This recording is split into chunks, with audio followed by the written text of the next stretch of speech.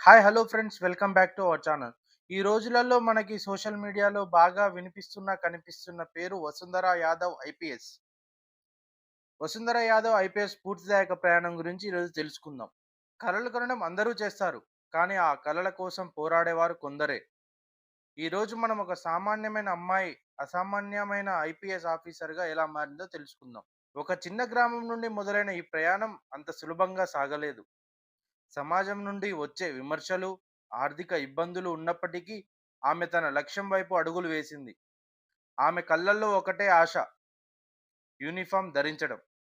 రాత్రి పగలు పుస్తకాలతో గడుపుతూ ఎన్నో ఓటములను ఎదుర్కొని చివరకు తన పట్టుదలతో యూపీఎస్సీని సాధించింది. ఆమె గెలుపు కేవలం ఆమెది మాత్రమే కాదు, కష్టపడే ప్రతి విద్యార్థికి ఒక నిదర్శనం. వసుంధర యాదవ్ కథ మనకు నేర్పేది ఒకటే: అవకాశాలు రావు, మనమే వాటిని సృష్టించుకోవాలి. ఈ వీడియో మీకు నచ్చినట్లయితే లైక్ చేయండి.